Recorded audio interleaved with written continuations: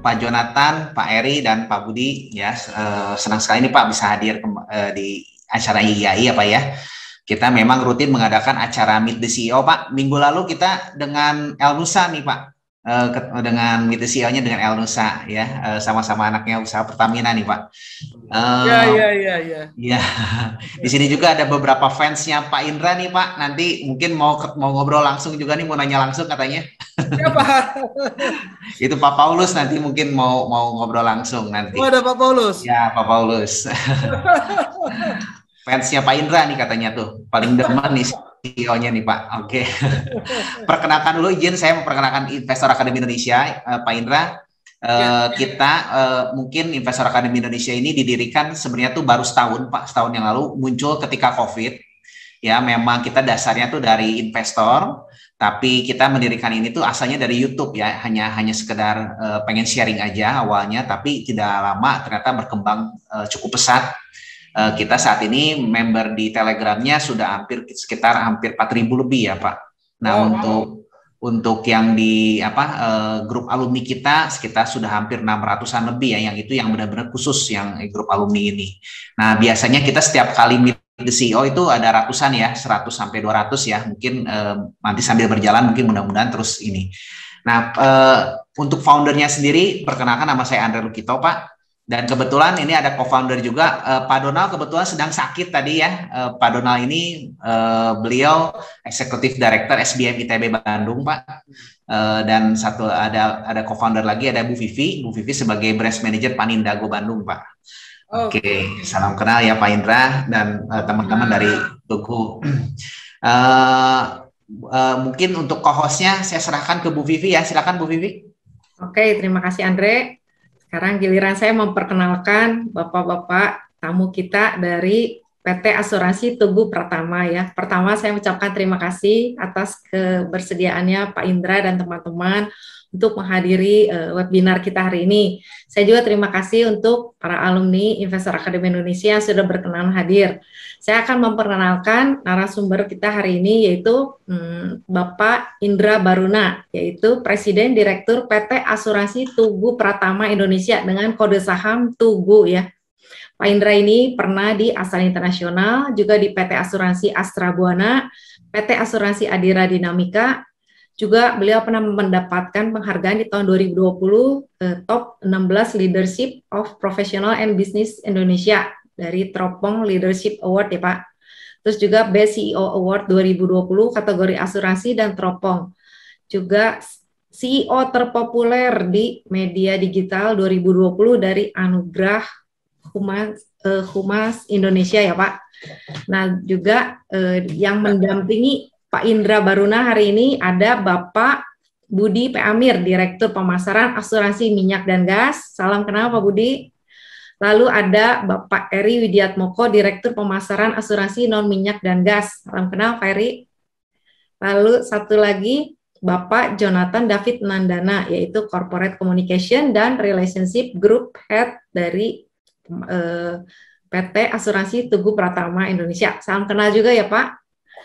Nah mungkin untuk acara selanjutnya saya persilakan dari tim asuransi Tugu untuk memulai. Silakan ke Pak Indra Pak, silakan. Oh iya, terima kasih nih. Selamat malam semua, Pak Andre, Mbak Vivi, dan juga teman-teman dari Investor Academy. Dan ini banyak ya, ada yang hadir itu ada sekitar 72 partisipan ya. Ya mungkin nggak bisa disapa satu-satu, ya salam untuk seluruh partisipan pada malam hari ini. Ya, saya dari Tugu juga mengucapkan terima kasih nih Pak Andre saya manggil Pak ini masih muda begini ya. Ini dipanggil apa nih Kak apa D apa? Panggil nama aja Pak. Atau Bro Andre aja. Ya, jadi terima kasih juga sudah diberi kesempatan lah untuk bertemu dan ya memperkenalkan Tugu Insurance ya. Malam ini kita hadir, ada dua direksi juga yang menemani saya hari ini, ada Pak Eri dan ada Pak Budi. Kemudian juga ada tim ini dari corporate communication kita, ada Pak Jonathan. Dan di balik layar masih ada lagi sih beberapa teman lain. Ya intinya kita pengen untuk bisa sharing ya mengenai apa dan bagaimana langkah dari Tugu Insurance selama ini ya. Mungkin saya akan ada bahan untuk yang saya sampaikan, boleh ya nih Bro Andre dan Sis Vivi nih. Silakan Pak. Disampaikan ya. Ya. Oke, kalau begitu saya sampaikan aja. Jadi Tugu itu didirikan pada tanggal 25 November tahun 1981. Jadi tahun ini nih akan menjadi usia yang ke-40 ya buat Tugu Insurance. Nah, pada awal mula didirikan Tugu Insurance itu memang sebagai anak usaha dari Pertamina itu memfokuskan diri untuk bagaimana caranya bisa mensupport usaha dari induknya, which is Pertamina ya. Jadi makanya sejarah panjang sebetulnya Tugu Insurance itu adalah berkaitan dengan oil and gas. Jadi udah boleh dibilang perusahaan asuransi yang paling yang salah satu yang paling panjang pengalamannya di dunia oil and gas adalah Tugu Insurance. Nah, kita dalam waktu 40 tahun itu ada di dalam industri, saat ini adalah salah satu pemimpin pasar. Ya, pangsa pasar kita lumayan besar ya. Nanti mungkin ada kita sampaikan datanya juga mungkin sekitar 4% lebih. Dan kita juga mendominasi di beberapa produk asuransi kerugian. Jadi mungkin teman-teman juga mesti tahu bahwa di Indonesia ini ada dua macam asuransi, asuransi jiwa dan asuransi kerugian.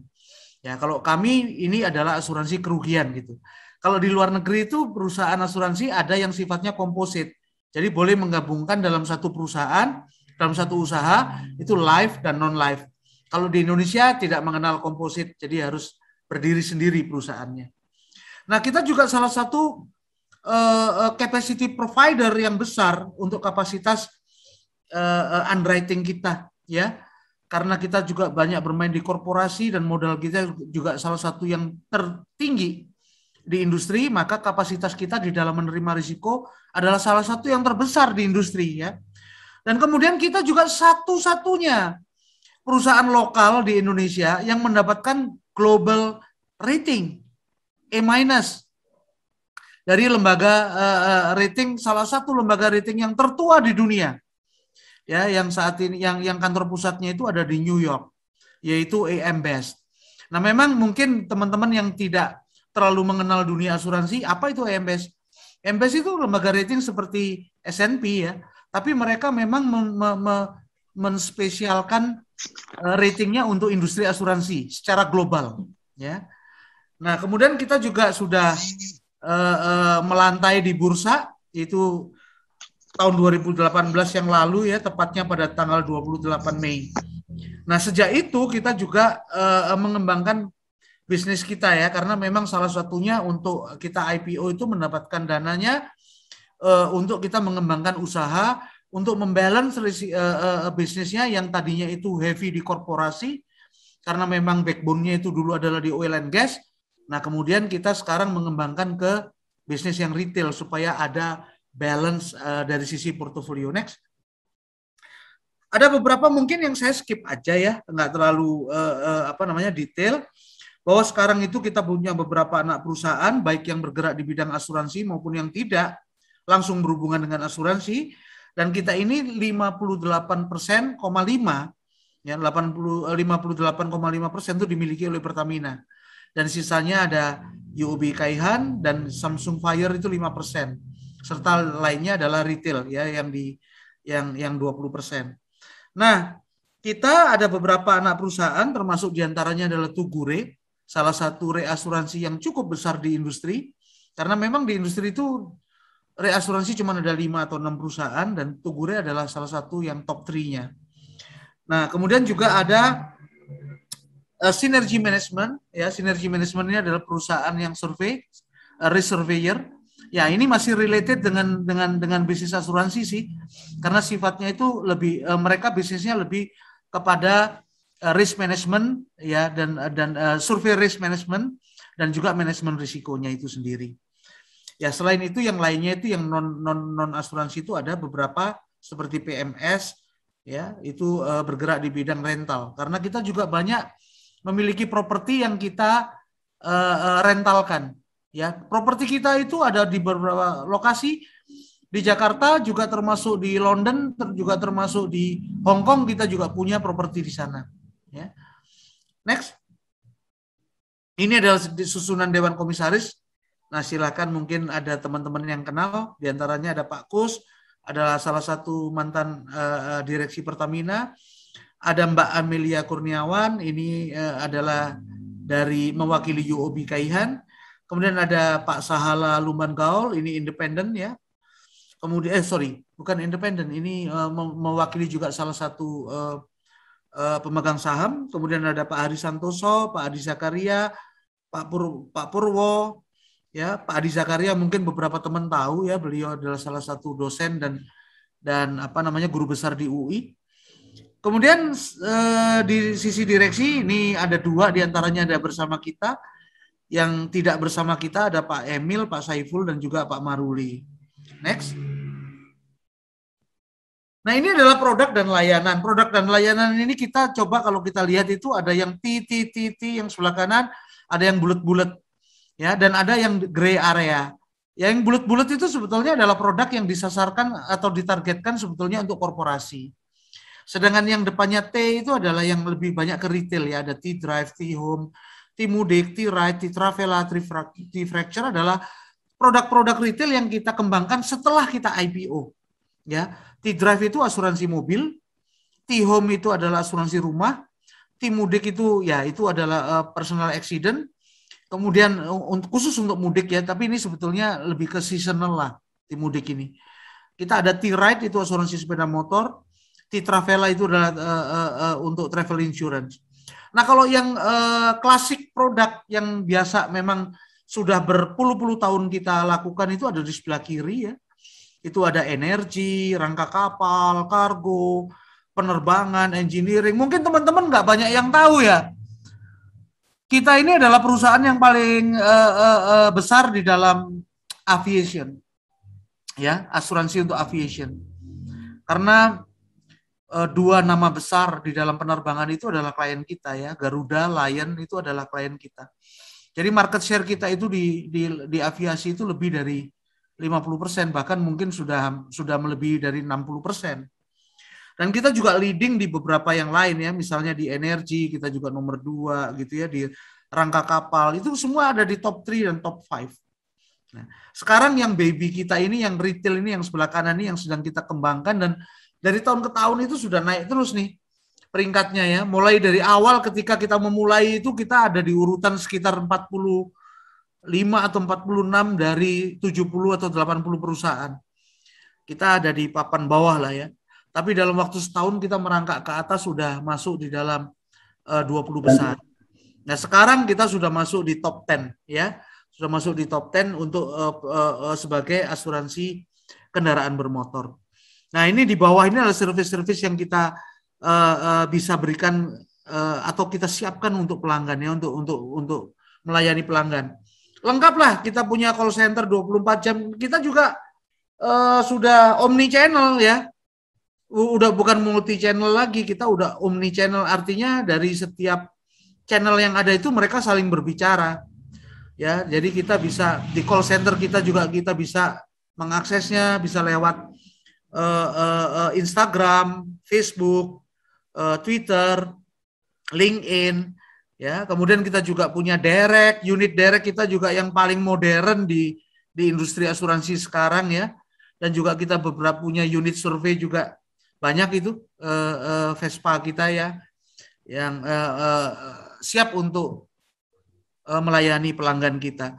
Kita juga punya mobile claim application juga. Jadi kita siapkan juga kepada pelanggan itu sesuatu yang nggak bikin mereka ribet lah gitu ya intinya. Jadi kalau asuransi itu kan pasti kalau orang berhubungan dengan asuransi itu paling pikirannya itu, aduh kalau bayar preminya cepat, tapi kalau bayar klaimnya lambat-lambat gitu. Kita nggak begitu, kita nggak mau begitu, dan kita mau hilangkan stigma itu dari industri asuransi. Kita justru mau kasih simplicity gitu. Makanya produk kita itu bisa diakses di apps, bisa diakses di mana-mana, bisa diakses. Bahkan klaim pun nggak perlu datang ke kantor kita, nggak perlu datang ke kantor. Semuanya bisa diselesaikan lewat apps. Nah, layanan lain selain itu adalah manajemen risiko, survei risiko, valuasi, penyewaan kendaraan ini yang diberikan oleh anak-anak usaha kita yang lain. Next.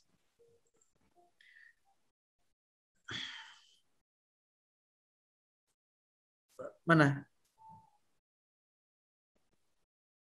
Udah, tapi masih di layar yang sama, bisa di next. Nah, ini adalah kinerja. Nah, kita masuk ke kinerja ya. Dari semua produk yang tadi kita sampaikan itu, itulah yang membentuk kinerja kita dari tahun ke tahun.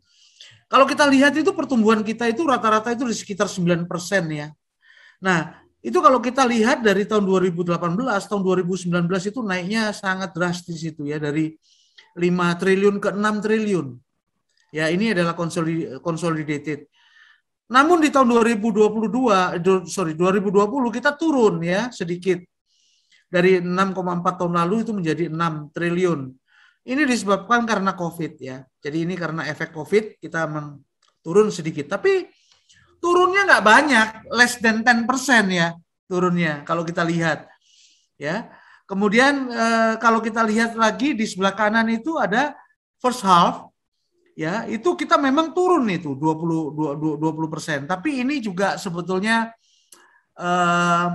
karena ada beberapa major klien kita yang shifting dari bulan Mei itu ke bulan Agustus. Jadi ada di dalam pandemi ini banyak terjadi klien-klien kita itu juga yang memperpanjang asuransinya itu lihat dulu deh 3 bulan dulu diperpanjang gitu ya, nanti baru diperpanjang lagi 1 tahun gitu. Nah, diantaranya itu ada beberapa yang klien besar kita itu yang menggeser, jadi dia cover dulu 3 bulan sambil ngelihat lagi apa yang perlu diasuransikan dan lain sebagainya, dievaluasi untuk kemudian diperpanjang lagi di bulan Agustus gitu. Jadi ini hanya bergeser aja.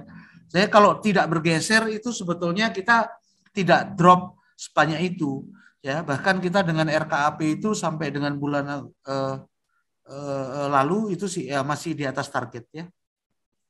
Kemudian di total pendapatan kita itu naik ya. Kalau kita lihat first half tahun 2020 itu naik 19%. Ya, naik 19% malah. Ya, ini disebabkan karena itu bisa dilihat yang biru tuh underwriting income-nya tuh naik. Ya. Kemudian dari sisi investment income juga naik. Nah, kenapa pada waktu di premi brutonya turun kok total pendapatannya naik? Karena klaimnya nggak sebanyak yang tahun sebelumnya. Sehingga underwriting surplusnya itu lebih baik dibanding tahun sebelumnya. Nah, itu bisa kita lihat juga dari sisi combined operating ratio-nya itu. Ya, kelihatan nggak itu di sebelah kanan yang abu-abu dan orange? Itu kita punya claim ratio itu turun dari 63 ke 57, betul ya? Walaupun expense ratio kita juga ikut naik jadinya. Nah, expense ratio naik itu bukan berarti in amount kita naik banyak, enggak. Tapi in amount sebetulnya kita flat dari sisi expenses. Tapi karena kalau kita lihat di sebelah kiri premi brutonya turun, ya sehingga rasionya menjadi naik, paham ya? Jadi bukan karena expensesnya yang naik gila-gilaan, enggak. Expensesnya itu terjaga, tetap terjaga, tapi karena rasionya terhadap preminya kan sedang turun, ya. Jadi itu kelihatan bahwa di situ expense-nya naik. Nah, kalau kita lihat klaim rasionya membaik. Jadi laba kita naik. Ya, kalau kita lihat first half tahun lalu itu 98, tahun ini first half itu udah 142. Ya.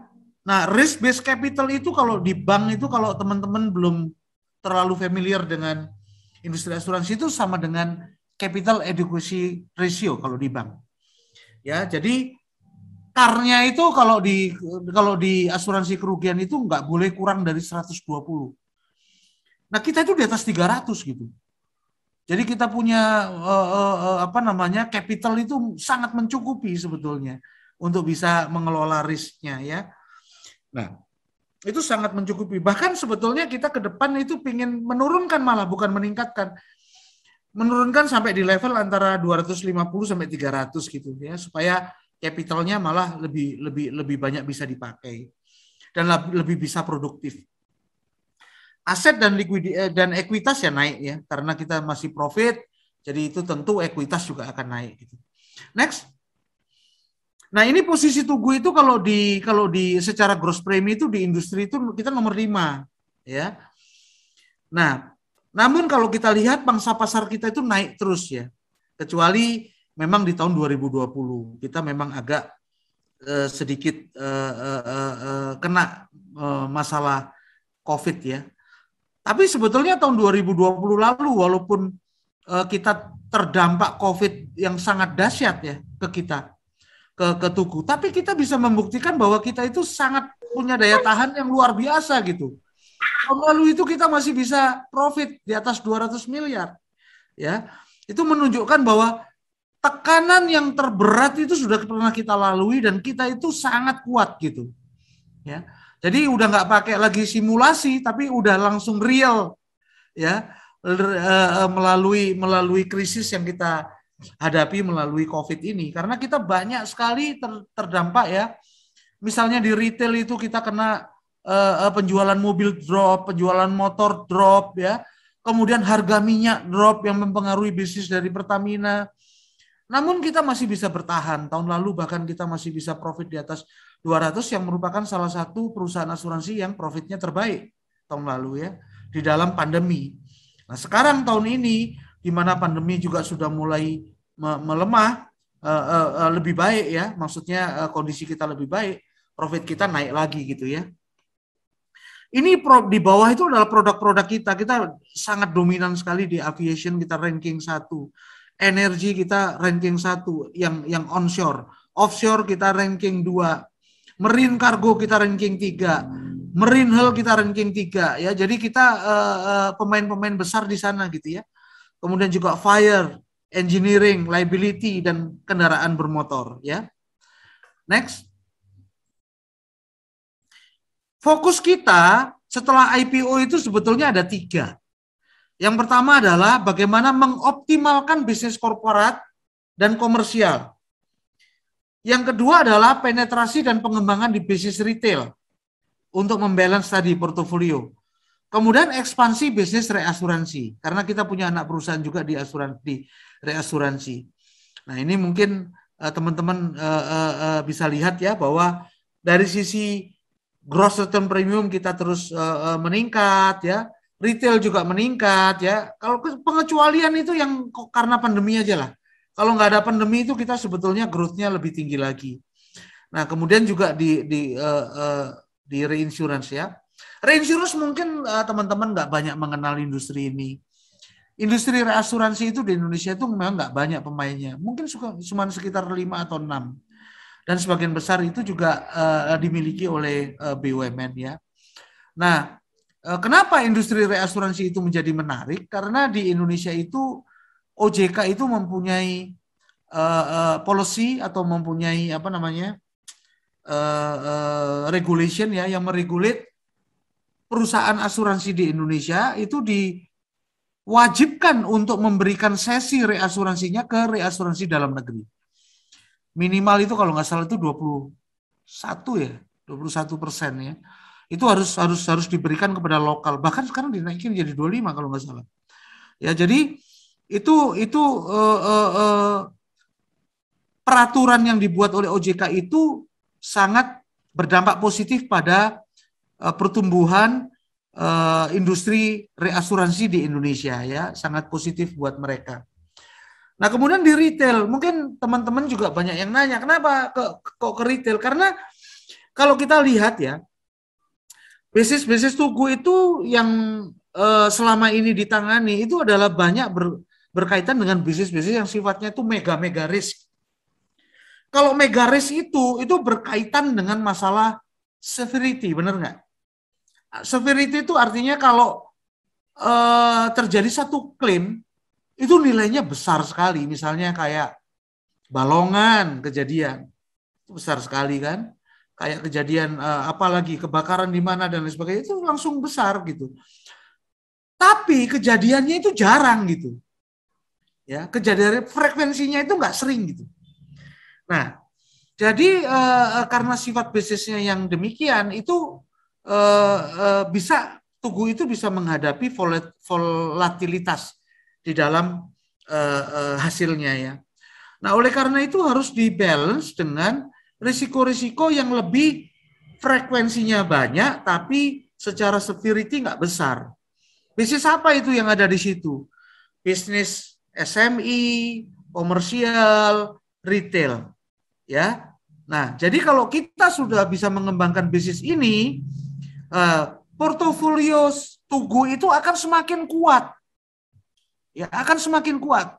Walaupun sebetulnya dengan korporasi saja, ya, walaupun volatile, tapi sudah terbukti bahwa Tugu itu selama 38 tahun itu dengan portofolio yang majority adalah corporate itu tetap sangat kuat gitu ya, tetap sangat kuat ya, tidak pernah mengalami masalah finansial yang berarti.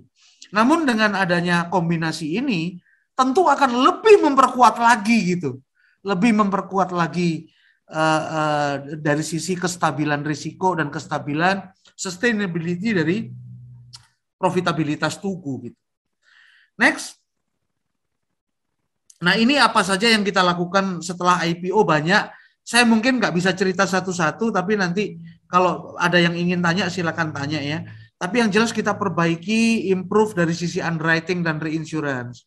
Kita perbaiki service kita, ya, pelayanan kita. Kita perbaiki distribution network kita. Kalau dulu kita cuma punya 4, sekarang kita punya 37 cabang. Kita kembangkan juga cabang-cabang yang sifatnya digital. Mobile apps kita create, website kita create, digital agent kita create, market and product kita kembangkan, information technology kita upgrade ya. Finance investment, Alma management asset dan liability kita perketat ya. Kemudian kita juga tahun ini akan mempertahankan rating kita yang A- mudah-mudahan dengan hasil yang lebih baik itu bisa kita pertahankan tahun ini. Dari sisi people ini juga penting nih. Karena industri asuransi itu kan sebetulnya kan lebih banyak di pemikiran, lebih banyak di people, lebih banyak di otak bermainnya.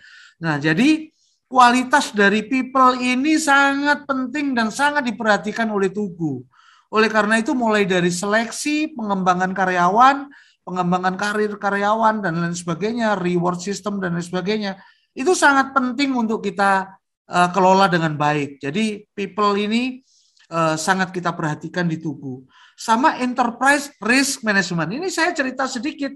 Nggak banyak perusahaan asuransi itu yang punya enterprise risk management itu di level direktorat. Ada beberapa saja, nggak banyak gitu. Tugu salah satu yang mempunyai ini. Kenapa? Karena kita pengen hasilnya itu sustainable. Perusahaan ini bisa berjalan terus-menerus sampai ratusan tahun ke depan mungkin. Dan kita nggak ingin ada surprises. Oleh karena itu kita terapkan enterprise risk management yang bagus di level direktorat supaya dia tidak menjadi bagian yang bisa diinjek-injek istilahnya ya, bagian lain. Dia cukup tinggi posisinya dan sejajar dengan yang lain, punya suara yang sama sehingga tidak bisa dipermainkan ya. Dan ini kita lakukan ya di Tugu, kita lakukan itu gitu. Ya, teman-teman semua dalam rangka untuk bisa supaya memastikan bahwa Tugu itu bisnisnya berjalan dengan sustainable. Ya, next. Pertumbuhan bisnis kita ini kita lihat ya, non-grup dan grup ya. Kalau kita lihat sekarang itu premi yang datang dari Pertamina itu sekitar 30%. Ya, kalau kita lihat yang paling kanan itu 26 malah sudah turun ya. Dan itu trennya dari tahun ke tahun tuh turun. 33%, 30, 26. Artinya apa? Apakah artinya Pertamina makin dikit ngasih bisnis ke kita? Enggak. Pertamina makin kenceng ngasih bisnis ke kita. Cuman pertumbuhan dari yang lain, yang dari yang sumber lain itu lebih kenceng gitu. Pertumbuhannya ya dari others itu ya. Dari 56 ke 59, kemarin naik dikit ya di 60 gitu ya. SKK Migas naik dari 11 ke 14 gitu. Dan Pertaminanya menjadi turun secara proporsi. Walaupun turunnya Pertamina itu juga disebabkan karena penurunan nilai minyak, harga minyak pada saat itu tahun lalu itu kan turunnya drastis ya sampai $20 per barel ya ICP ya. Sekarang sih sudah normal kembali, sudah mencapai hampir 70 lagi, ya 60 sekian lah ya. Nah kalau kita lihat retail kita juga membahagiakan di tengah-tengah produksi-produksi dari bisnis-bisnis yang besar, dia masih bisa tumbuh lebih cepat gitu. Ya mulai dari 6%, 8% ya. Tahun ini saya rasa mungkin lebih dari 8%. Target kita itu sebetulnya retail itu paling tidak itu harus bisa mencapai 11% dari total portofolio dalam waktu 2 tahun. Ya, dalam waktu 2 tahun karena kita baru start tahun 2018. Ya.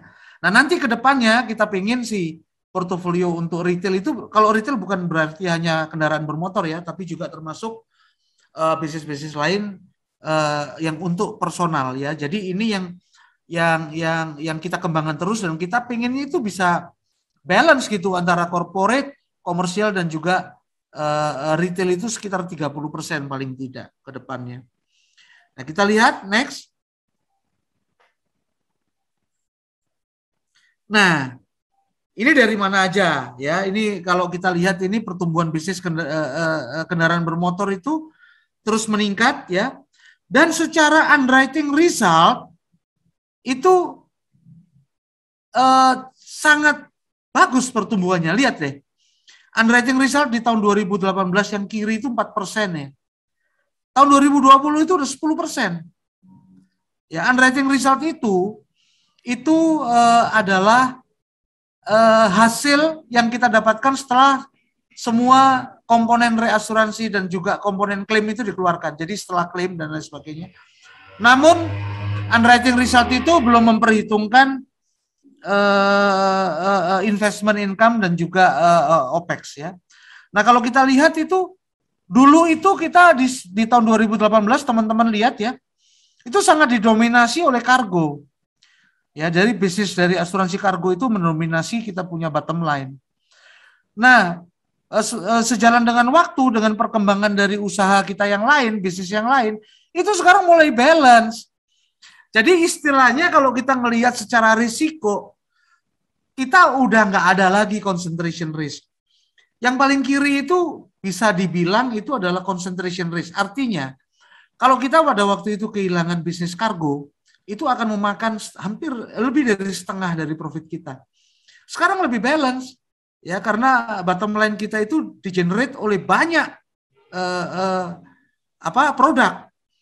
Marine Cargo istilahnya berkontribusi 29%, Fire 23%, kendaraan bermotor 10%, Aviation 8%, Marine Hull 4% dan lain sebagainya ya. Jadi balance ini akan membuat yang menjadikan Tugu itu menjadi lebih baik, ya, menjadi lebih kuat gitu, secara keuangan. Karena kita sudah terhindar dari apa yang disebut dengan concentration risk, ya. Next. Nah ini adalah produk-produk kita di digital space, ya. Jadi kita juga sangat aktif mengembangkan produk untuk masuk di dalam digital, ya. Produk kita untuk yang T-Drive itu asuransi mobil ya. T-Friends itu adalah aplikasi untuk agent penjual dari yang menjual produk-produk kita. Untuk memudahkan mereka berjualan itu sekarang sudah pakai digital ya. Jadi semua agent kita itu menjadi lebih produktif ya. Karena nggak harus ke kantor lagi mengadministrasikan order gitu. Semua itu sudah bisa diorder melalui aplikasi ya. Kemudian dibayar melalui aplikasi, ya. Kemudian polis juga bisa langsung dikirim e-policy-nya. Nah, semuanya itu dalam proses yang sangat simpel itu melalui T-Friend. Kita juga membangun beberapa touch point ya, diantaranya adalah website. Saya kira mungkin teman-teman juga boleh itu melihat website kita dan kalau ada keluhan atau masalah kita juga ingin tahu boleh disampaikan pada malam hari ini. Kalau ada pengalaman yang buruk dari teman-teman semua ketika mengakses digital touch point kita ya. Karena kita juga butuh input dari market, bagaimana experience mereka ketika mereka masuk atau mentouch kita punya distribution channel atau touch point yang kita sediakan gitu. Nah, kita juga terus membangun ekosistem saat ini ya. Memang belum ya, kita masih yang kita lakukan itu sekarang baru pengembangan dari produk yang paling populer dari sisi retail, yaitu T-Drive melalui T-Friend. Tapi di T-Drive sendiri sekarang itu sudah ada 48.000 pengguna ya dari aplikasi T-Drive ini sekarang ini. Nah, kemudian sudah ratusan klaim yang sekarang itu dilaporkan melalui aplikasi, apalagi pandemi. Pandemi ini membantu sebetulnya. Membantu kita untuk bisa menjadi lebih efisien dan prosesnya juga lebih cepat. Jadi ketika pandemi ini kan nggak banyak orang kan WFH gitu ya, nggak banyak keluar, gitu. Tapi tetap aja kan bisa ada kehilangan, ya kecurian dan lain sebagainya gitu ya. Tetap keluar ke pasar misalnya beli grocery kan masih dibuka ya, kalau ke mall udah nggak boleh gitu. Masih ada risiko-risiko dan kita tetap melayani mereka 24 jam. Ya, selama pandemi itu tidak ada SLA yang kita turunkan. Semua servis kita buat seperti sebelum pandemi. Ya, jadi tidak ada penurunan dari sisi SLA. Ya, jadi kita permudah mereka untuk melakukan klaim. Sekarang mereka klaim nggak perlu lagi datang ke kantor, lewat di rumah, foto dan lain sebagainya, itu bisa selesai. Nah, kemudian juga T-Friends itu sekarang ini sudah ada 1.400 agent. 1.400 agent yang sekarang ini sudah menggunakan T-Friends. Dan kita mentargetkan tahun-tahun ini itu nanti di akhir tahun itu sekitar 2.000 kalau nggak salah ya. Ada di sini, ada di slide ya. 2.000 ya, 2.000 di akhir tahun 2021. Kemudian juga pada saat diluncurkan T-Friends ini lucu ya teman-teman. Ada lucunya nih. T-Friends ini dilahirkan ketika dalam keadaan susah. Ya, T-Friends itu idenya itu lahir karena kita justru dalam masa pandemi. Kita berpikir bagaimana caranya agent-agent kita itu tetap bisa bekerja di dalam masa pandemi. Lalu kita berpikir bahwa kita mesti bantu dengan teknologi, dengan satu apps yang membuat mereka tetap bisa bekerja tanpa harus bertatap muka. Maksudnya secara fisik, bertatap muka atau bertemu secara fisik. Lalu apa yang harus dibuat? Buatlah apps ini, ya, T-Friends ini untuk agent kita supaya mereka bisa tetap melakukan penjualan. Dan hasilnya tidak mengecewakan. Sekarang akumulasi penjualan T-Friends itu sejak pertama kali diluncurkan itu sudah mencapai 10 miliar. Dan jumlah polisnya itu sudah mencapai 2.300 polis. Ini luar biasa. Dan sekarang itu tetap T-Friends ini kita kembangkan terus. Ya, baik yang downloadernya maupun aplikasinya itu sendiri. Semakin lama nanti kita akan semakin banyak menambah produk-produk, feature-feature yang ada di dalamnya. Jadi di T-Friends itu tidak hanya menjual T-Drive, tapi juga bisa menjual produk-produk kita yang lainnya. Kalau kita membuka dari sisi kerjasama dengan digital yang lain, ya player yang lain, kita juga sudah menempatkan beberapa produk kita di aggregator seperti Diffuse, Pasar Polis, Koala, LivePal, Moraingaku, dan yang lain-lain. Next. Nah, sekarang ini kalau secara produk T-Drive sebagai asuransi kendaraan bermotor itu memang sebagian besar itu masih dapat bisnisnya itu sumbernya dari dealer dan leasingnya. Nah, kemudian saat ini premi total untuk kendaraan bermotor itu sudah mencapai 148 miliar. Ini per semester 1 tahun ini.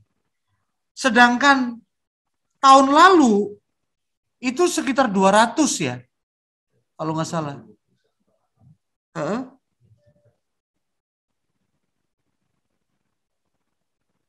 Ya, kalau sama-sama semester 1 sih lebih lah ya. Jadi kalau dibandingkan dengan semester 1 tahun lalu, kita udah lewat ya, udah lebih bagus. Padahal semester satu tahun lalu itu di kuartal 1 itu belum ada pandemi. Ya, pandemi itu kan masuknya di sekitar bulan akhir Maret dan di sekitar awal April. Nah, jadi pertumbuhan kita itu lebih dari 50% nanti dibandingkan dengan tahun lalu untuk kendaraan bermotor. Kita melihat di semester 1 ini akan seperti itu. Nah, kemudian di T-Ride itu asuransi roda 2 itu kita jual melalui leasing juga kerjasama dengan BAF lewat My Pertamina. Jadi kalau teman-teman yang punya My Pertamina silakan tuh ya bisa diakses lewat My Pertamina ya, kemudian lewat Moringaku dan lain sebagainya. Polisnya sudah 48.000 kita jual di sana dengan premi sebesar 30 miliar lebih ya. Kalau tahun lalu itu 22, tahun ini udah 30. Kemudian kita juga asuransi rumah juga ada, teman-teman kalau membutuhkan asuransi rumah bisa ya kami layani. Dan yang lain-lain ya, banyak produk-produk kita yang lain. Oke. Next. Nah, ini juga kita punya kekuatan yang lain sebetulnya adalah kekuatan dari grup. Ya, karena kita itu bagian dari Pertamina secara grup, maka kita bisa menggunakan Pertamina itu juga sebagai salah satu kekuatan yang kita gunakan. Contohnya adalah misalnya di dalam hal distribution channel. Ya, kita bisa menggunakan distribution channel melalui pom bensin misalnya. Teman-teman bisa cek nih besok kalau lewat gitu ya. Kita sudah mulai piloting lagi di 4 SPBU saat ini ya. Itu ada di SPBU HR Rasuna Said, SPBU MT Haryono, SPBU di BSD, dan SPBU di Daan Mogot ya. Itu produk kita jual di sana tuh. Ya, kita lagi ada promosi untuk jualan asuransi roda 2 di 4 SPBU itu. Sebelum nanti rencananya targetnya kita akan masuk di 70 SPBU ya. Nanti ke depannya kalau itu bagus juga kita akan targetkan di 200 SPBU. Nah, dan terus akan kita kembangkan terus gitu ya. Untuk titik-titik penjualannya. Nah, ini adalah produk-produknya, kita juga sedang menggarap untuk yang LPG-nya, asuransi untuk pelumas dan lain sebagainya. Ini adalah hal-hal kreativitas yang kita buat untuk meramaikan pasar asuransi retail di Indonesia. Nah, ini kalau dilihat di My Pertamina ya, itu kita itu udah masuk di dalamnya, itu di tengah-tengah itu ada delivery service, ada asuransi, terus ada redeem point. Ya, nah di situ nanti kalau diklik di asuransinya ada kita di dalamnya. Next. Nah, saya kira mungkin perkenalan singkat dulu seperti itu secara umum mengenai Tugu Insurance. Kalau ada pertanyaan mungkin yang tidak langsung berkaitan dengan slide yang saya sampaikan juga boleh. Kalau mau ada pertanyaan di sana gitu. Ya, silakan. Terima kasih teman-teman semua. Terima kasih Pak Indra Baruna, lengkap ya. Jadi kalau saya bisa lihat sekilas kan berarti Tugu ini masih bisa bertahan di masa pandemi ini ya Pak. Malah masih ada bisa bertumbuh dengan baik ya. Nah mungkin ada pertanyaan dari, kita mulai boleh pertanyaan Pak? Iya silakan. Oke, dari Andre dulu, mungkin Andre ada yang mau ditanyain. Oke Pak, nih nggak sabar nih Pak, luar biasa ya Pak presentasinya Pak, perkembangannya Tugu sendiri saya amati sangat keren sekali Pak, terutama yang di retail juga ya Pak, itu pertumbuhannya luar biasa. Nah ini Pak, ada beberapa mungkin yang saya izin bertanya ke Pak Indra sendiri ini terkait dengan bisnis yang di itu B2B-nya sendiri ya Pak, corporate ya, kalau kita ngomongin ya corporate itu kan berkaitan yang paling dominan itu kan di aviation, oil dan gas ya Pak ya, yang paling besar tuh kan. Nah kondisinya kan tahun lalu kan dampaknya kan jelas ya karena pandemi itu turun ya Pak. Nah, bisa kasih pandangan nggak Pak kira-kira di kuartal ketiga ini dan kuartal keempat seperti bagaimana tuh Pak ininya? Ini kebetulan ada direksinya di sini, tapi mungkin saya kasih jawaban umumnya aja ya. Itu dua industri itu yang paling kena ya, karena tahun lalu itu ada penurunan ICP ya, harga crude ya. itu turun, itu mempengaruhi harga dari nilai dari kargo yang dibawa ya kan, kita mengasuransikan kargo itu kan minyak ya yang dibawa gitu ya. Kalau yang diasuransikan kan value dari minyaknya itu. Kalau harganya turun kan value-nya tuh mengecil ya. Jadi itu turun drastis, dan aviation itu karena banyak pesawat yang nggak terbang ya. Jadi itu akan banyak kita melakukan pengembalian premi.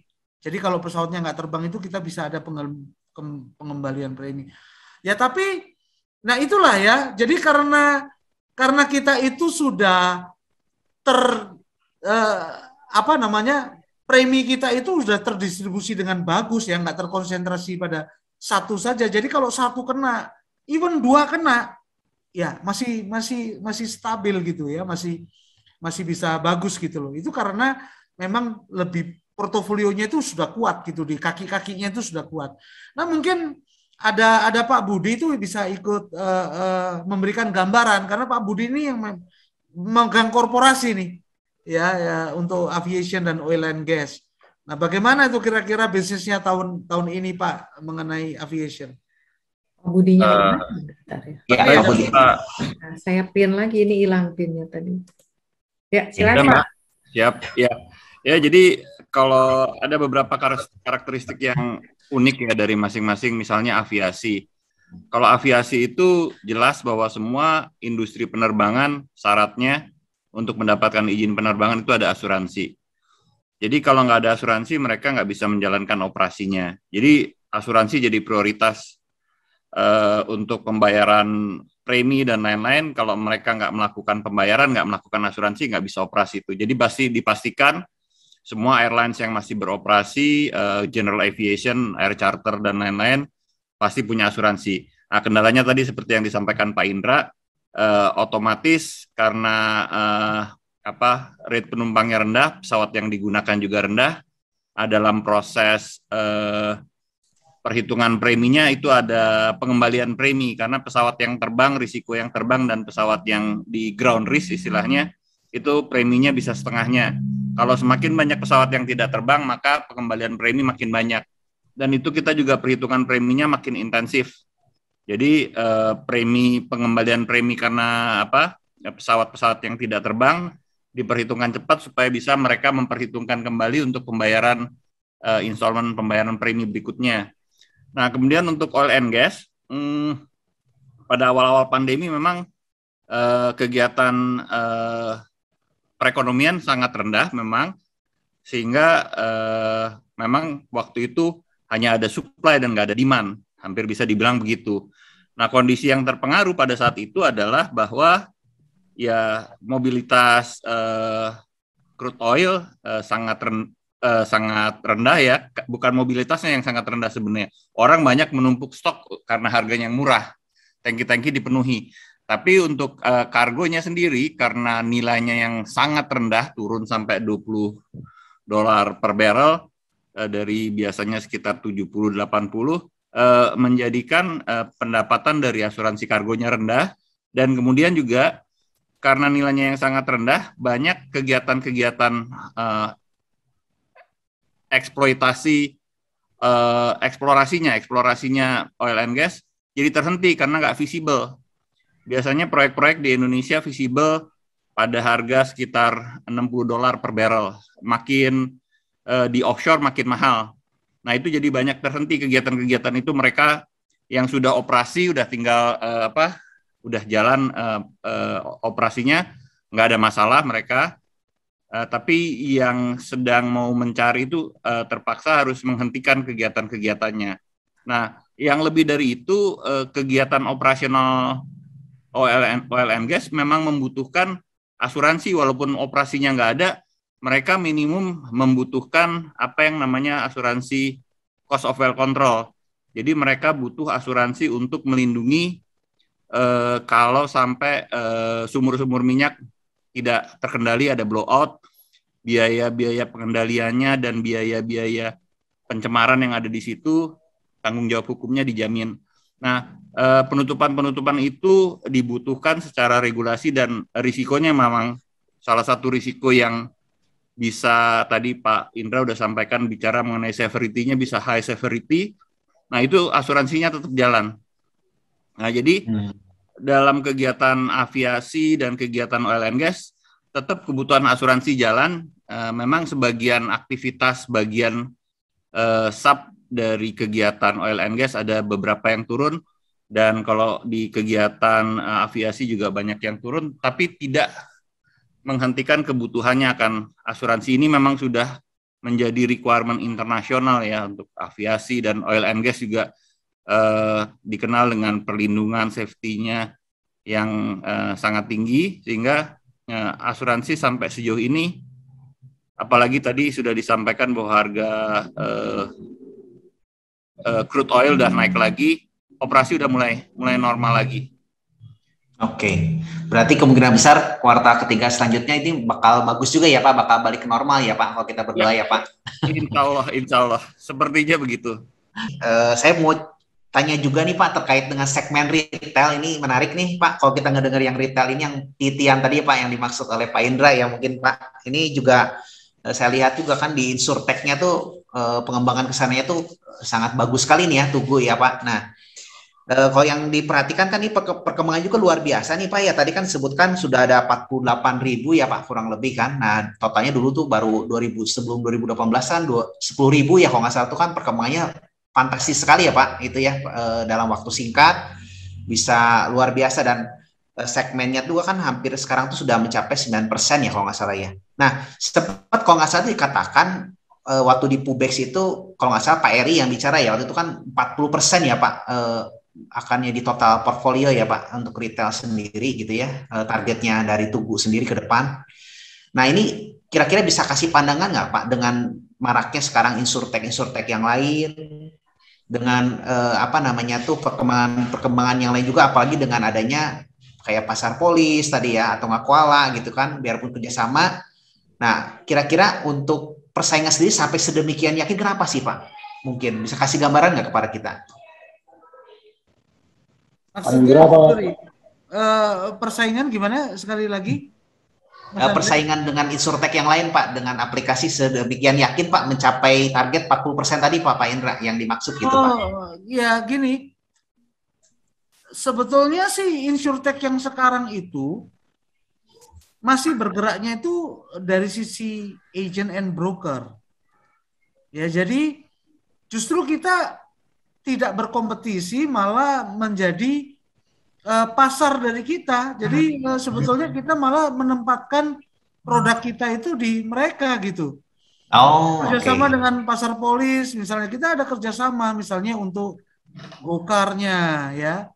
Nah kemudian kita kerjasama lagi dengan Livepol, kita kerjasama lagi dengan Fuse untuk asuransi T-Drive-nya. Jadi itu sebagai tempat untuk kita mendistribusikan produk kita yang betul-betul yang insurtech yang mendisrupsi industri ini sampai sekarang sih belum ada sebetulnya sih. Belum ada ya, justru yang pertama ya mungkin yang dari Tugu sendiri ya Pak. Ya belum ada, maksudnya belum ada yang murni ya. Tapi semua sudah bergerak ke arah sana ya, sedang mempersiapkan ke arah sana.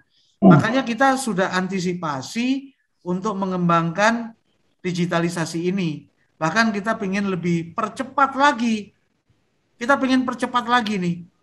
Ya contohnya deh gini deh. Sekarang itu apps itu ya misalnya kita itu untuk cepatnya sekarang itu kita masih punya desain untuk apps-nya, tapi kita kasih ke tukang jahit untuk jahitnya gitu ya. Kedepan nanti itu kita kalau udah mulai masuk mengembangkan untuk yang di middle dan di yang back end, termasuk automation dari sisi pricing-nya misalnya. Pricing-nya kita nggak mau lagi lah pakai manusia satu persatu gitu. Ada asuransi ini dilihat satu-satu gitu, dinilai satu-satu. Enggak lah. Kalau untuk retail ribuan gimana caranya ngelihat satu-satu, mesti pakai sistem. Nah itu yang kita lakukan, itu nanti kita maunya itu kita lakukan sendiri. Nggak beli dari sistemnya orang. Kembangkan sendiri gitu ya. Untuk sebagian dari produknya itu juga kita sudah buat sendiri sekarang secara in-house gitu. Ya. Nah itu mungkin yang jawaban dari saya. Kalau mengenai masalah yang tadi ditanyakan lebih lanjut Mas Andre itu ke Pak Eri, silakan Pak Eri.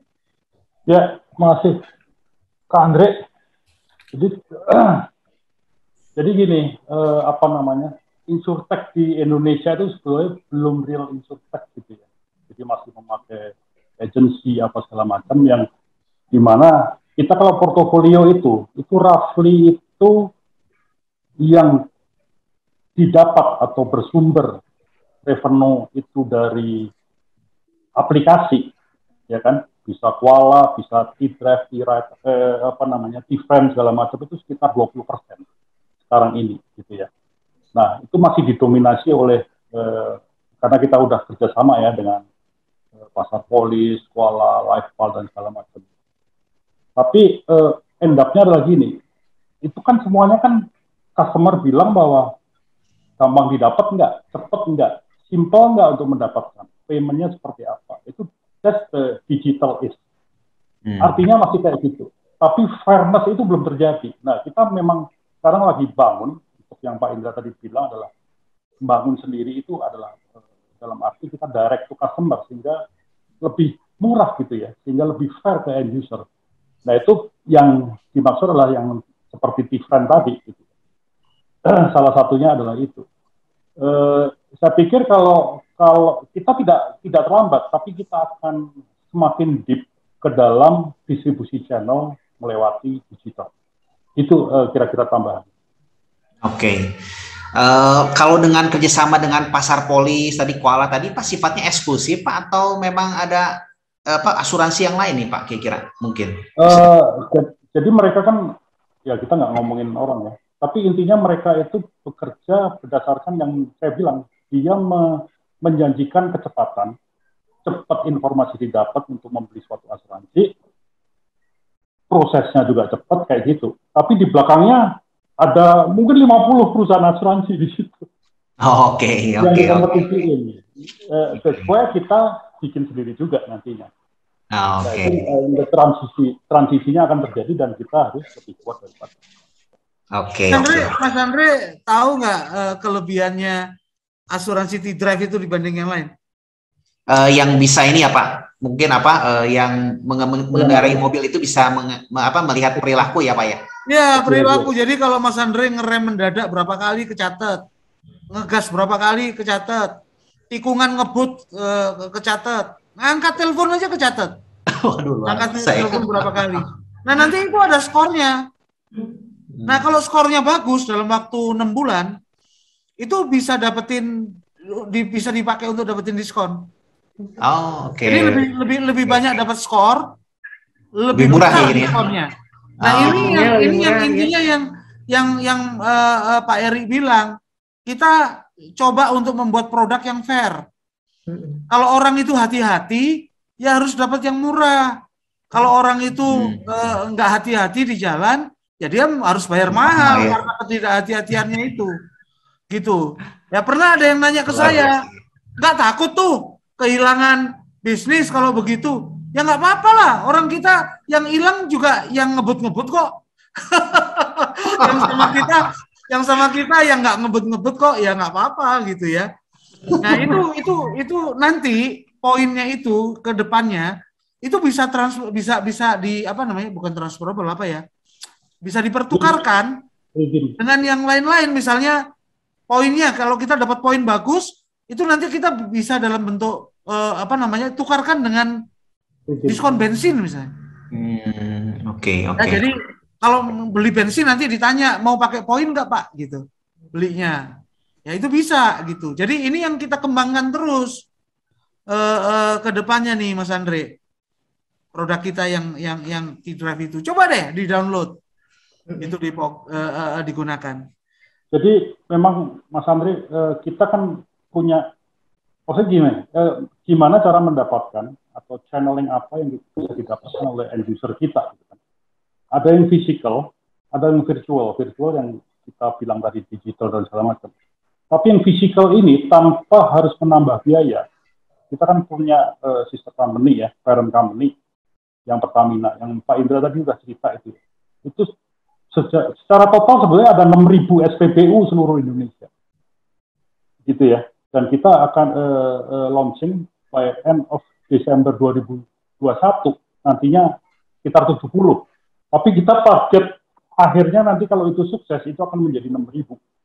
Jadi intinya gini, ya kan sekarang ada yang orang ngomong digital oke lah, tapi ngomong physically itu semua SPBU nantinya ada tubuh gitu. Karena di situ adalah traffic yang benar-benar hot, yang orang butuh kan kendaraan ya. Kendaraan pasti isi bensin seminggu minimal 1 kali, maksimum 2 kali. Itu berulang-ulang terus. Bayangkan itu touch point-nya itu ada gitu, secara channel sales channel-nya ada terus. Nah itu yang kita janjikan di tahun ini sebesar 70. Nanti Mas Andre bisa lihat lah. Ya luar biasa nih.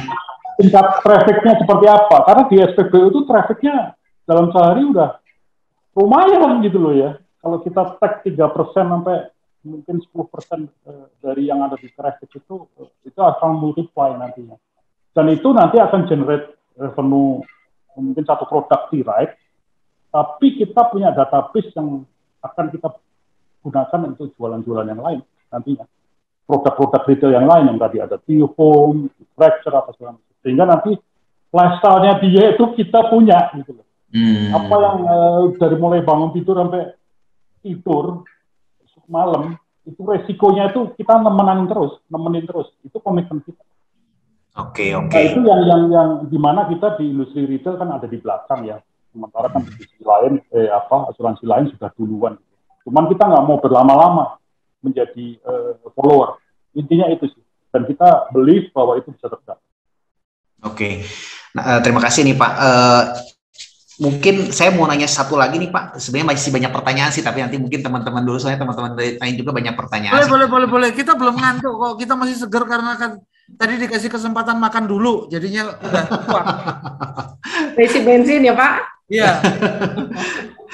Nah Pak Indra, terkait dengan tadi kan menyasar pasar-pasar polis yang lain nih Pak, yang menarik nih Pak. Mungkin waktu itu Pak Indra juga sempat mention juga akan masuk kesehatan ya Pak, kesehatan ya gitu ya.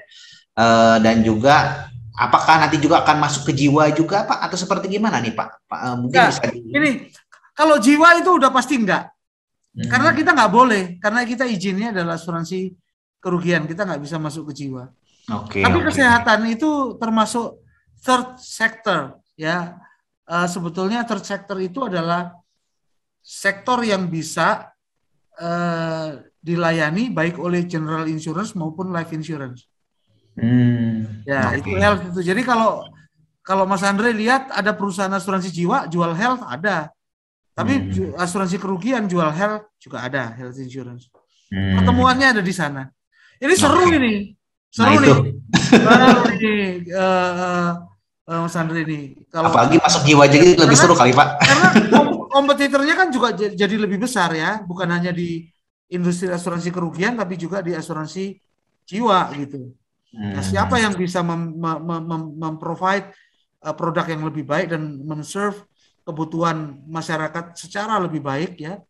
Jadi ini kan sebetulnya kan bersaingnya itu adalah bagaimana siapa yang paling bisa tepat mendefinisikan apa yang dibutuhkan oleh pelanggan dan mendeliver produknya dan layanannya persis seperti apa yang diinginkan. Nah, itu yang menang pasti gitu kan. Nah, jadi di sanalah kita beradunya gitu ya, berkompetisinya. Ya kita lihat aja ke depannya, tapi kita itu udah termasuk produk yang ada di pipeline. Mantap nih Pak. Oke, Ci Bibi silakan Ci. Mungkin saya sih masih ada pertanyaan tapi nanti ditunda dulu deh. Andre di priwit, kalau nggak kamu sampai jam 10 nanya terus. Pak, ini ada yang mau nanya Pak Paulus ya. Mungkin Pak Paulus silakan open mic aja. Mana Pak Paulus? Penggemar nih. Pak Indra. Hei Pak Paulus, apa kabar? Baik. Nanti kapan-kapan ngopi sama Pak Jeffrey, Pak. Halo, ayo. Kumpul-kumpul. Kemarin Jeffrey baru WA saya. Iya, nantilah. Ayo kapan ngopi? Ini udah ada beberapa toko kopi yang kafe yang udah buka nih. Boleh deh, minggu depan saya ke Jakarta. Nanti kita. Cuman pakai teknik nih sekarang nih. Kalau kita ke kafe karena cuma dibatasi setelah order itu hanya boleh 30 menit gitu. Jadi kita kalau duduk di kafe itu ordernya belakangan aja.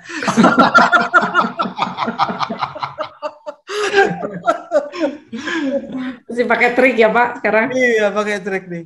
Gimana? Saya ada pertanyaan ya Pak ya. Ya, Paul. Kan saya kalau lihat di laporan keuangannya Tugu itu kan ada investment di properti sekitar 2 triliun ya Pak ya. Sedangkan kalau kita lihat di perusahaan-perusahaan asuransi lain kan jarang ada tuh investment di properti Pak, karena mungkin kurang liquid atau gimana gitu ya. Nah, apa sih strateginya dari perusahaan Tugu tuh kenapa investment di properti? Apakah ada strategi-strategi bisnis khusus gitu? Apa gimana Pak? Ini Paul, ini ceritanya ini kembali ke 40 tahun yang lalu nih. Ya, karena itu ibaratnya nih ya, ibaratnya Tugu yang sekarang ini kan generasi yang ada di direksi sekarang ini mendapatkan warisan gitu loh. Warisan ini, kamu saya kasih rumah di London, kamu saya kasih rumah di Hong Kong, kamu kelola baik-baik gitu ya. Jadi pembeliannya itu udah dulu, jadi bukan kita yang baru invest, yang udah puluhan tahun yang lalu. Sebagai anak yang baik menerima warisan, nggak berani kita jual ya. Katanya kualat kalau jual rumah warisan katanya. Rumah warisan itu buat kumpul-kumpul aja gitu. Nah tapi gini, tapi kalau secara investasi pun hasilnya pun juga biasa, ya masih bagus gitu ya. Kenapa? Karena kita posisi propertinya itu di prime location. Coba bayangin aja kita punya properti di London itu kayak di SCBD-nya Jakarta loh. Bukan di pinggiran loh. Ya, kemudian di Hong Kong itu juga di daerah distrik perdagangan yang paling besar tuh, Wan Chai, pasti kenal lah. Siapa yang ke Hong Kong pernah ke Hong Kong nggak pernah ke Wan Chai? Ya, itu ada di Wan Chai. Udah gitu menghadap ke pantai pula, ke laut itu. Victoria Bay. Luar Victoria Bay. Luar biasa. Jadi itu masih aset itu ya tetap kita masih pelihara sih. Ya. Pertanyaan selanjutnya ini Pak, kan Tugu itu kan pakai teknologi telekinetik ya kalau nggak salah, membaca gerak kan? Ya betul. Nah itu gimana dia bisa bedain kita yang telematik namanya? Oh ya. Gimana dia bisa bedain kita yang lagi nyetir atau kita yang jadi penumpang Pak? Kan ini kamu kok bisa pertanyaannya kok bisa ke arah situ ya? Ini bener ini. Jadi ini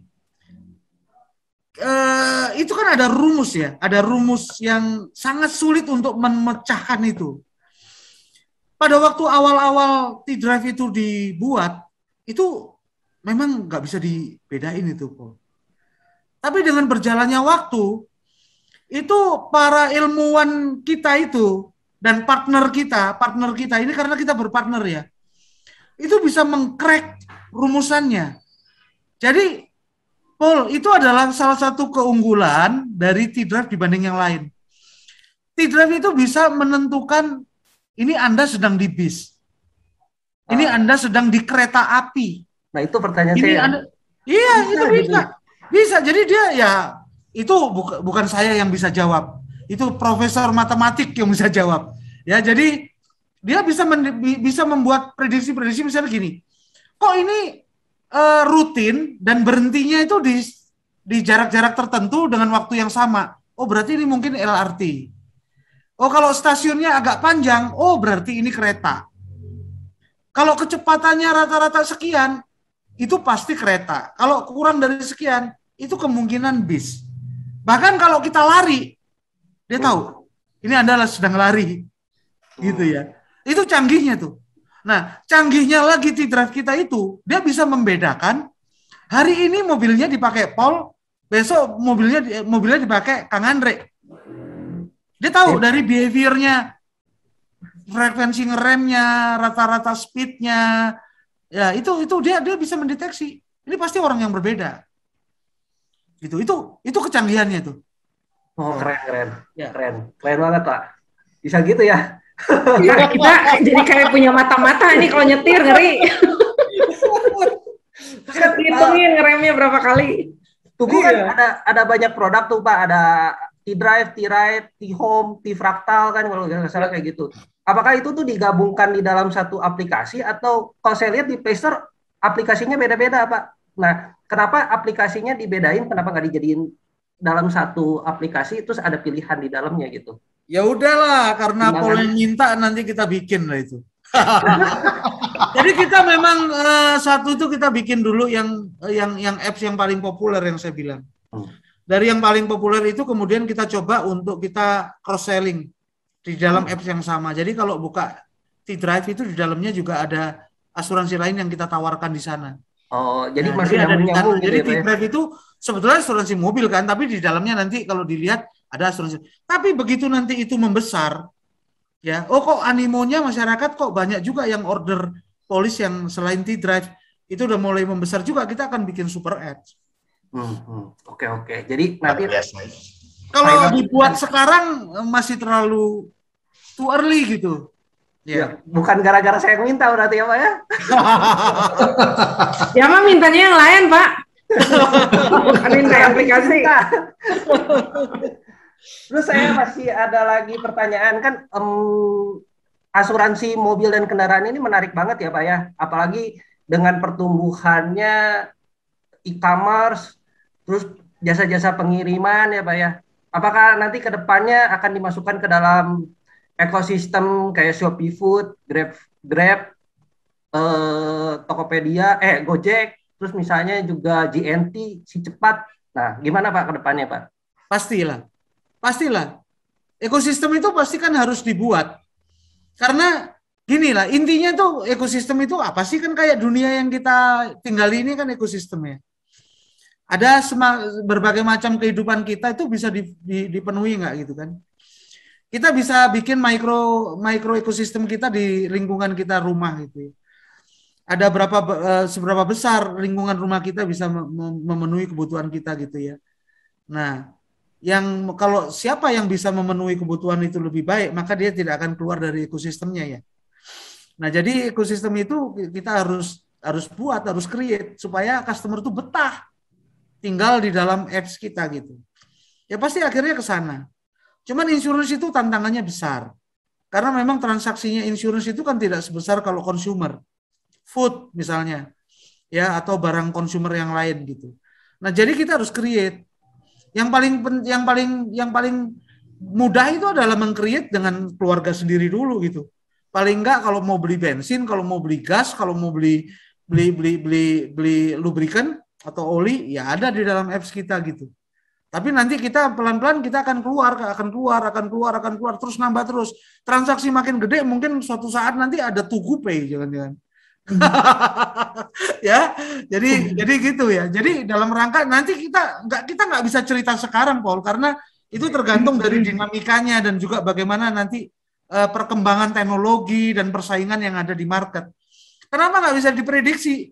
Karena teknologi nggak bisa diprediksi. Datangnya itu sekarang lebih cepat daripada zaman dulu gitu loh.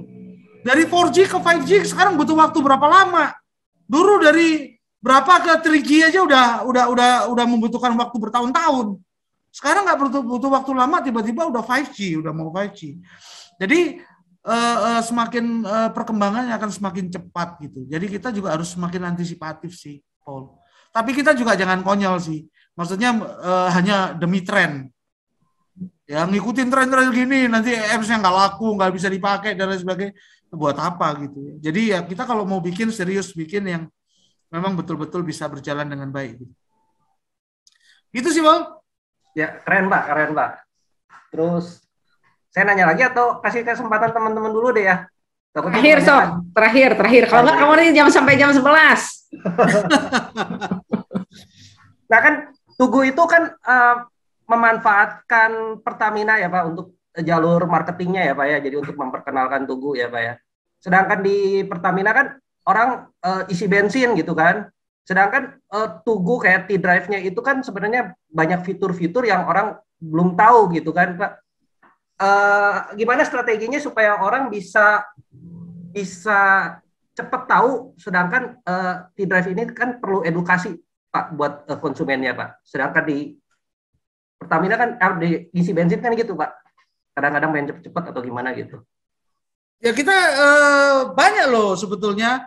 Selain Pertamina, ya Pertamina wajib lah ya, karena kan kita sudah punya bapak sendiri gitu kan ya, dimanfaatkan lah gitu distribution channelnya semuanya itu kita manfaatkan.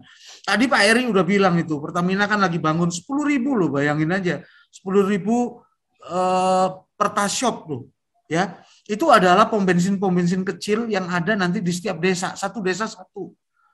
Nanti kalau itu dibangun itu, siapa yang punya distribution channel paling besar di Indonesia? Nggak ada yang bisa ngelawan Tugu.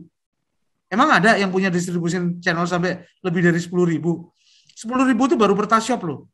Lah, tapi Pertashop kan di desa-desa, Pak. Buat apa? Loh, di desa yang nggak banyak motor sekarang. Motor ada di mana-mana. Ya, jadi ya itu. Ya, jadi ke arah sana gitu ya. Jadi kalau memanfaatkan parent mah nggak ada habisnya lah, karena Pertamina itu tumbuh terus gitu, ya nggak akan ada habisnya. Nah tapi kita untuk edukasi kita juga sekarang sangat aktif di sosial media. Ya kalau lihat deh IG-nya kita gitu loh ya, IG-nya kita, keren kan. Sekarang itu udah berapa tuh T-Drive kita itu followernya udah di atas 20.000 ya. Kemudian yang kita punya yang corporate juga, salah satu yang populer dan salah satu yang tertinggi followernya di asuransi. Sama interaksinya bagus Pak, menurut saya kayak like. Kan sih, bagus. Kalau udah tahu nih di sana, iya. Ya jadi itu terus yang kita apa namanya kita push ya untuk mengenal Tugu lebih baik gitu. Dan kita nggak hard selling kan di sana. Hard selling nggak Paul? Nggak kan? Nggak sih, nggak. Nah, soft selling karena kita tahu kenapa kok soft. Kita tahu itu milenial itu nggak bisa dipush. Kalau dipush dia lari. Bikin penasaran terus ya Pak, tapi ya. Hah? Dibikin penasaran biar dia yang cari kita ya. Dibikin penasaran sampai dia sendiri mencintai dan menyukai Tugu sebagai brand. Biar waktu ya menjawab ya Pak. Tugu sebagai brand. Biar waktu yang menjawab. Itu kata-katanya Dilan itu. Tapi itu Dilan yang zaman dulu, tapi sekarang udah muncul lagi Dilannya. Nah, jadi teman-teman dulu deh, nanti kalau saya ada waktu lagi saya lanjut. Ya, kita nggak cuma di IG banyak kita ya, ada di LinkedIn, ada di Twitter, ada di Facebook. Karena kayak gini branding mesti kuat ya Pak, biar orang kalau asuransi ingat langsung Tugu gitu ya Pak. Iya, sekarang aja saya dikritik loh. Kenapa ke Facebook katanya? Facebook itu kan jaduler. Pak jangan gitu, saya juga masih main. Nah itulah, makanya saya bilang customer kita itu masih yang ada yang generasi Facebook itu banyak yang masih saya bukan Facebook, saya TikTok, sorry ya. Kalah kita Dre. Belajar sih jadi masih banyak yang Facebookernya gitu. Jadi kita juga makanya kita hadir di sana juga. Nanti saya cari Pak TikTok Bapak nanti. Apa akunnya Pak? Ayo jujur Pak. Rahasia Paul, rahasia. Nanti kamu lihat sama dia mah dicari jagoan Pak nyarinya. Nanti kamu lihat saya joget-joget lagi. Saya IG nggak follow Bapak, nggak di approve loh. Mana IG? Iya. Belum, sebentar deh. Aku malu karena IG-ku masih lama belum aku update. Ya nggak apa-apa Pak, kalau nggak diupdate kan berarti lagi kerja Pak. Iya benar. Oke, saya lanjut pertanyaan ya. Ya. Pak, ada yang tanya, jenis asuransi apa yang direasuransi kalau di Tugu Pak? Semua asuransi yang sifatnya yang udah melebihi dari kapasitas kita untuk bisa meretensi. Oke. Itu masing-masing produk itu ada tergantung dari equity-nya, dan itu sudah ada aturan dari OJK berapa minimum retensi dan maksimum retensi. Di luar itu harus ada reas. Jadi aman kalau reasuransi ya Pak? Aman. Ya, aman. Dan gini, Tugu itu juga gini. Tadi ingat ya Pak Budi bilang. Itu risk-nya gede-gede loh, mega risk loh. Iya itu ngeri. Jadi kalau kita mau cari reasuransi juga nggak bisa reasuransi ecek-ecek. Ya kalau kita cari reasuransi ecek-ecek nanti begitu kena klaim gede dia lari, nggak bayar. Bangkrut Pak. Jadi kita itu malah aturan intern Tugu itu lebih keras daripada aturan OJK. Kalau OJK itu membolehkan triple B, di kita nggak boleh triple B. minimal A-. Okay. Ya, jadi itu ratingnya. Jadi kita lebih ketat. Risk manajemennya udah aman ya Pak? Yes. Oke, lanjut. Bisnis Tugu adalah asuransi, bukan core bisnis Pertamina. Tugu masuk ke subholding Pertamina yang mana Pak? Lalu Ya, apa ada kemungkinan? Subholding Pertamina ini kan memang sedang berproses ya. Jadi kita nggak bisa ngomong deh. Karena kan belum benar-benar diformalkan gitu. Semua masih dalam masa transisi. Jadi semua yang non core itu, yang service, yang sifatnya services itu dimasukkan di dalam yang strategi ya, yang bisnis strategi dimasukkan di under Pak Iman. Ya. SPPU. SPPU itu masih di holding Pak. Ya. Bukan di subholding. Iya, di holding. Oke, makasih Pak. Terus apa kemungkinan Tugu dilepas Pertamina ke holding BUMN asuransi? Saya mesti tanya orang tua saya dulu. Nanti dicepret ya Pak. Itu persoalan shareholder lah. Itu shareholder action. Jadi kita nggak bisa ini menjawab. Oke, thank you ya Pak. Lalu selanjutnya, margin asuransi yang besar di jenis asuransi mana? Kalau di kendaraan bermotor biasanya margin roda 2 lebih baik karena roda 4 cukup banyak klaim. Jadi yang marginnya paling besar dari yang mana Pak? Ya betul, itu betul sekali. Itu berarti yang nanya itu ngerti asuransi. Atau pernah kerja di perusahaan asuransi. Memang kendaraan bermotor roda 2 lebih bagus secara loss ratio dibandingkan dengan mobil ya. Tapi kalau mobilnya itu komprehensif, itu memang lebih besar. Tapi kalau mobilnya TLO enggak loh. Ya, jadi kalau TLO sama-sama TLO, motor masih lebih tinggi daripada roda 4. Tapi kalau roda 4-nya digabung dengan all risk, karena kalau motor kan nggak ada all risk, ya, adanya cuma TLO, itu motor lebih rendah. Tapi kalau yang marginnya itu margin itu nggak bisa diinikan ya. Tapi memang sih kita asuransi itu sekarang harus lebih pintar untuk mengelola bagaimana cost-nya bisa efisien dan juga bagaimana bisa mengelola investasi lebih baik. Kalau margin itu korporasi komersial itu properti masih oke gitu ya. Marine cargo masih bagus gitu ya. Marine hull itu so-so gitu ya. Tapi kalau dari sisi stability itu biasanya yang jumlah risikonya besar. Kalau yang jumlah risikonya besar itu lebih stabil itu di retail. Mungkin tergantung jumlah premi sama klaimnya ya Pak, itu ya? Iya. Selisih itu ya. Jadi saya tanya lagi ya Pak, bagaimana pertumbuhan penjualan polis melalui perusahaan insurtech? Tadi bagus, ya. Insurtech itu bagus. Jadi mungkin Pak Eri punya data ininya nggak, bawa nggak nih data penjualannya dengan insurtech. Tapi yang jelas itu insurtech itu proporsinya juga udah besar. 20%. Tuh, 20%. Dan itu potensi ke depannya masih tinggi upside-nya ya, Pak? Masih. Paling tinggi di situ ya? Masih. Lihat aja gini ya, lihat aja kecepatannya deh. Kecepatannya Fuse itu kemarin kalau kita baca koran ya, saya sendiri baca dari koran itu kan udah seri B. Kemarin dapat berapa tuh?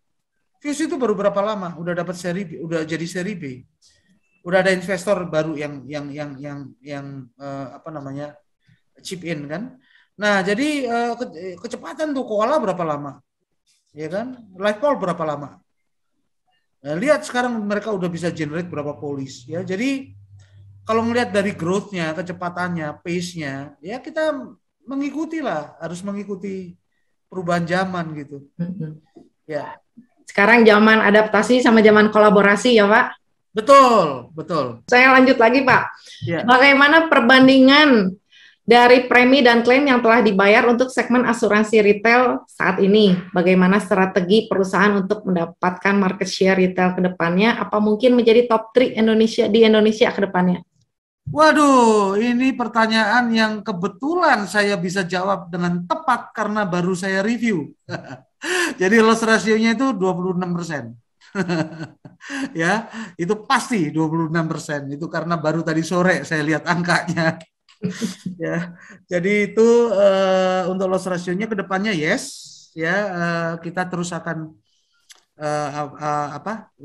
menumbuhkan untuk yang retailnya. Tadi pertanyaan selain loss ratio apa? Menjadi top 3 Pak di Indonesia Pak. Kalau itu enggak, kita enggak mau jadi top 3, kita mau jadi nomor 1 di Indonesia.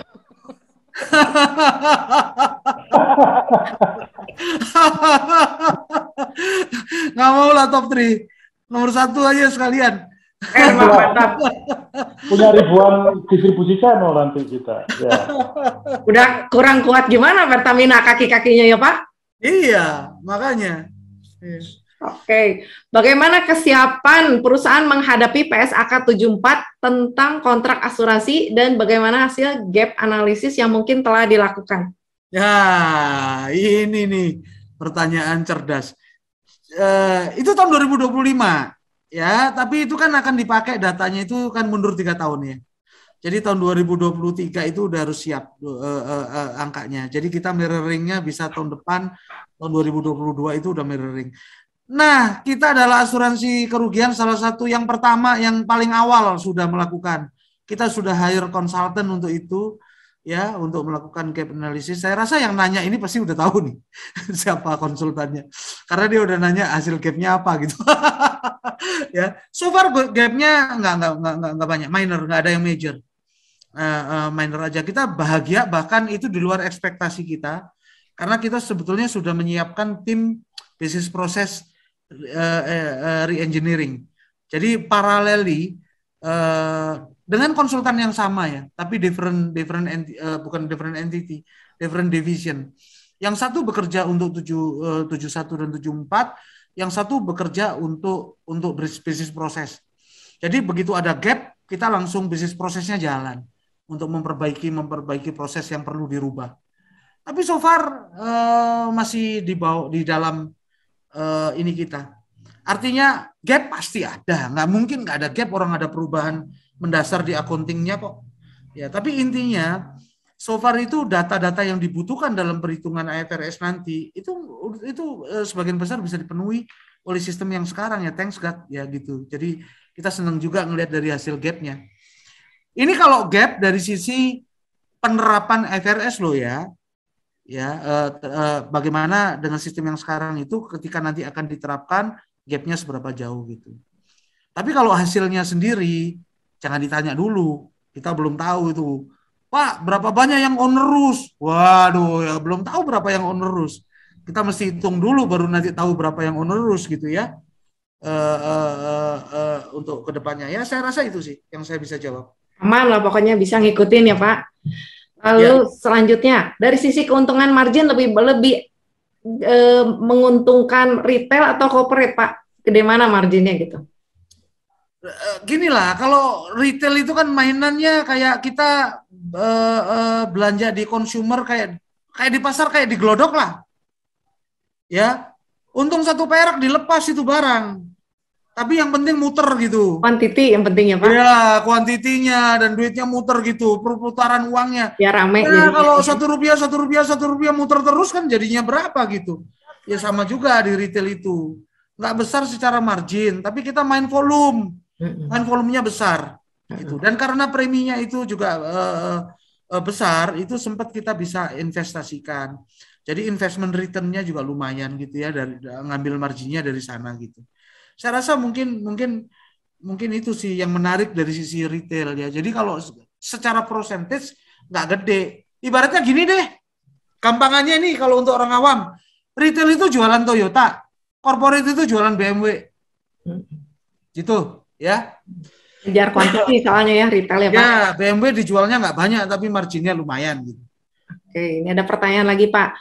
Berapa target combine to ratio Tugu dalam jangka panjang? Apa bisa kembali ke combine ratio 90% dalam 1-2 tahun ke depan, Pak? Ya pastilah. Mau juara 1 ya, Pak? Kita sekarang itu Tugu Insurance itu sudah di bawah itu. Di bawah itu. Cuman memang kalau di konsolidasi itu memang lebih tinggi. Ya, itu yang menyebabkan lebih tinggi karena kalau untuk di industri reasuransi itu memang cornya tinggi-tinggi. Coba aja lihat seluruh reasuransi di luar negeri sana, lihat. Di Swiss Re, Munich Re, sebutin deh big names. Berapa cornya mereka? Ya, di atas 90 semua. Jadi itu memang karena mereka itu kan bisnis yang makannya itu setelah insurance ya. Jadi marginnya pasti dia lebih terjepit gitu. Tapi karena volumenya yang dan distribusi dari risikonya yang lebih luas, makanya mereka bisa lebih kuat. Jadi kalau untuk tanya untuk Tugu kita sebagai asuransinya udah di bawah 90. Oke. Pak, ini ada yang tanya lagi. Untuk asuransi Tugu, kompetitor yang Bapak rasa paling besar siapa, Pak? Kita mesti definisikan beberapa kompetitor itu. Kalau misalnya untuk retail misalnya ya, untuk retail itu big player-nya itu ada Simas, ada Central Asia, ada Astra Buana. Kalau untuk korporasi itu ada Sinarmas juga besar di korporasi, ya. Jasindo juga besar di korporasi, ya. Kemudian Askrindo juga besar, walaupun dia sebetulnya Askrindo sih nggak terlalu besar di korporasi lah. Lainnya itu big player global company ya, kayak misalnya Allianz, Zurich, Japanese company, ya kayak apa namanya, Mitsui, ya Tokyo Marine, ya Sompo itu. Ya. Oke, makasih Pak. Selanjutnya ada pertanyaan lagi. Bagaimana kebijakan dividen di perusahaan ini? Bagaimana perusahaan asuransi merealisasikan keuntungan, Pak? Itu kan sudah ada di itu dulu di prospektus. Akan baca di prospektus ya Pak. Iya, itu kan kita minimal 30% yang kita kasih ya, bahkan kemarin lebih tuh 35 kalau nggak salah ya. Berapa? 35 apa 40 tuh kemarin? 35 Pak. 35% tuh dividen. Lalu apakah Tugu memiliki rencana peningkatan porsi pendapatan investasi melalui kebijakan investasi yang lebih agresif, Pak? Enggak lah. Enggak. Kita kalau untuk investasi kita lebih konservatif. Kita konservatif aja. Oke, konservatif juga udah nyamperin ya Pak, udah rame ya. Lalu ada dengan beberapa kasus yang melibatkan perusahaan asuransi Jiwasraya, Bumi Putra, Asabri, apakah ada proses internal untuk mencegah hal-hal seperti ini terjadi dalam asuransi Tugu? Pastilah. Itulah gunanya kita mengadakan unit risk management itu sebagai second line of defense itu di level direktorat. Coba bayangin. Coba hitung deh perusahaan asuransi mana yang ada direktorat IRM sendiri. Untuk memperkuat second line of defense. Ya, untuk mengontrol apakah memonitor dan mengelola risiko-risiko apa aja yang kritikal dan bagaimana memastikan mitigasinya ada gitu.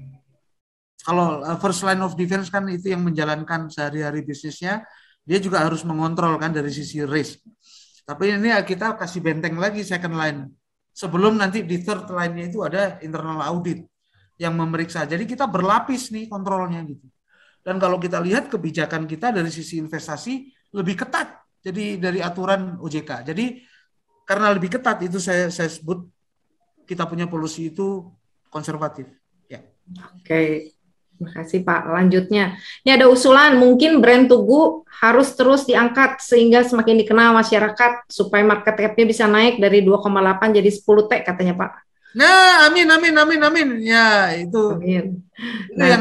Terima kasih itu. Kita akan terus lakukan itu sih. Oke, mungkin saya kembaliin lagi ke Andre. Silakan Andre. Saya ada satu pertanyaan terakhir Pak ini Pak. Kalau terkait likuiditas di pasar sendiri ya dan rating nih Pak, kan saat ini kan lebih banyak exposure-nya kan ke tadi ya ke corporate ya Pak ya, oil dan gas, aviation gitu ya Pak. Ada kemungkinan Pak jadi re-rating Pak, mungkin jadi digital company atau seperti apa nggak nih Pak? Enggak, kita masih mau menuju ke digital part of Tugu. Jadi kita memang sudah banyak yang menyarankan untuk kita membuat anak perusahaan khusus digital untuk ke sana, tapi kita belum sekarang. Jadi kita sekarang lakukan adalah digital part of Tugu yang sekarang. Jadi nggak akan ada split dulu untuk yang ke kemana lain, belum. Oke, masih. Basic-basicnya, kakinya, experience-nya dibangun dulu lah. Ya, nanti ke depan mungkin IPO juga ya Pak? Ya, kalau nanti udah saatnya ke sana, saya kasih tahu nih Kang Andre. Oke, siap. Makasih nih Pak Indra. Oke. Nanti pasti IPO kalau udah masuk ke sana. Oke, itu ditunggu Pak supaya rating makin naik juga ya Pak. Oke. Iya. Oke, terima kasih banyak Pak atas kesempatannya, Pak Indra, Pak Eri, Pak Budi. Ini thank you banyak, luar biasa sekali atas kesempatannya. Mungkin terima kasih juga sudah bisa hadir di acara IAI. Ya, kami dari IAI Pak mengucapkan banyak terima kasih Pak. Dan boleh izinkan kami foto dulu bareng ya Pak ya? Mungkin Pak Indra dan ini. Yuk kita foto dulu ya. Aduh, 1, 2. Ya.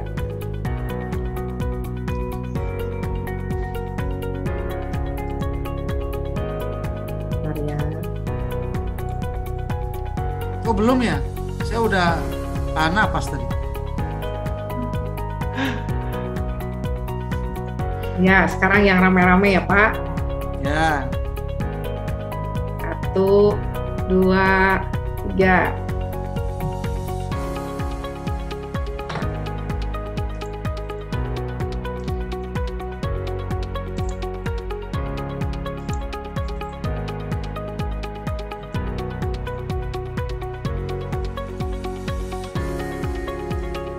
Ya, mungkin udah cukup kali Pak. Oke. Ya, wah terima kasih nih. Terima kasih banyak Ya. Pak Indra, Banyak Pak Pak Eri, Indra, Pak Budi, Pak Eri, Pak Budi, Pak Jonathan. Ketemu lagi ya Pak. Ada Thank you banyak. Andrew Rumeser, itu ada Paul, ada Om Terima kasih Pak Indra, Pak Semua, Eri, Pak terima Budi. kasih semua ya. Terima kasih banyak Terima kasih Pak Indra. semuanya. Sehat ya. Selamat malam, Sehat selamat semuanya. malam, sehat semuanya. Salam Terima sehat. kasih. Ada Salam semuanya. sehat selalu ya. Yuk, tes buat tunggu ya Pak. Iya. Ya, terima kasih. Kasih, 100 Pak. orang lebih nih hari Makasih, ini. Pak, ya. Lumayan loh, bagus banget loh. Iya. Nanti kita tayang di YouTube ya Pak. Iya, Indra. oke. Pak Eri. Thank you. Iya. Thank you. Kasih Kak. Kasih Kak. Ya.